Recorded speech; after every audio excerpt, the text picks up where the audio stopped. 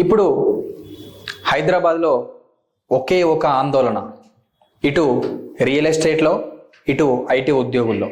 ఎందుకు ఇలాంటి ధోరణ తెలంగాణలో గత 10 సంవత్సరాలలో లేనిది ఈ సంవత్సరం నుంచే ఎందుకు మొదలైంది అనేది మనం ఒకసారి వెనక్కి తిరిగి చూస్తే, గత ప్రభుత్వం బీఆర్ఎస్ పాలనలో 10 సంవత్సరాలు రియల్ ఎస్టేట్ పరుగులు పెట్టింది, అలాగే ఐటీ సంస్థలు కూడా పరిగెత్తాయి. కానీ ఈ గడిచిన 10 నెలలు 12 నెలలు సంవత్సర పరిధిలో ఎందుకు ఈ రెండు ఆగిపోయాయి? ఒకటి, జనాలలో ఈ హైడ్రా అనేది ఒక భయం అనేది తీసుకొచ్చింది. 2, ప్రపంచ ఎకానమీ తగ్గడం వల్ల చాలా ఉద్యోగాలు, ఐటీ ఉద్యోగాలు అనేది వెళ్ళిపోయాయి. దాని వలన శాలరీస్ ఆగిపోయాయి, దానివల్ల ఉద్యోగాలు పోయాయి, జాబులు లేక అందరూ ఖాళీగా కూర్చున్నారు. దానివల్ల రియల్ ఎస్టేట్ అనే దాంట్లో ఇన్వెస్ట్మెంట్ పెట్టడానికి ఎవరు ఆసక్తి చూపలేదు. ఇంకొక విషయం, పక్క రాష్ట్రం ఆంధ్రప్రదేశ్లో కూటమి ప్రభుత్వం చంద్రబాబు నాయుడు గారి గవర్నమెంట్ ఫామ్ అయిన తర్వాత అక్కడ అమరావతి డెవలప్మెంట్ అవుతుంది. సో ఇక్కడ హైదరాబాద్లో చాలా మందికి తెలుసు, ఆంధ్రప్రదేశ్లో ఉన్న జనాభే హైదరాబాద్లో చాలా వరకు బతుకుతున్నారని.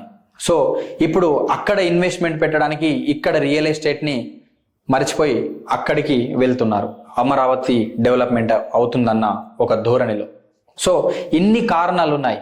కానీ ఇన్ని కారణాలు ఉన్నప్పుడు మరి కాంగ్రెస్ గవర్నమెంట్, రేవంత్ రెడ్డి సర్కార్ ఎందుకు దాన్ని అడ్డుకట్ట వేయలేకపోతుంది? ఇక్కడ తెలంగాణ గవర్నమెంట్లో ఐటీ మినిస్టర్ ఉన్నాడా లేడా అని ఒక ప్రశ్నార్థకంగా మారిపోయింది తెలంగాణ ప్రజల్లో.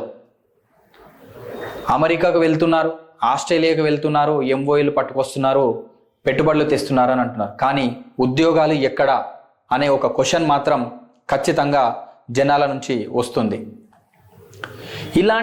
ఇలాంటి పరిస్థితుల్లో ఇక్కడ ఉన్న ఎకానమీని, ఇక్కడ ఉన్న రెవెన్యూని పక్కకి పంపిస్తే చాలా ఇబ్బందులు ఎదురవుతాయని కూడా గవర్నమెంట్ తెలుసుకోవాలి.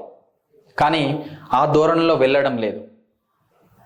హైడ్రా వల్ల ప్రజలు ఏది ఎఫ్టిఎల్ జోన్లో ఉంది, ఏది బఫర్ జోన్లో ఉంది, అసలు ఇక్కడ పెట్టుబడి పెట్టాలా వద్దా అని ఒక భయంతో ఉన్నారు.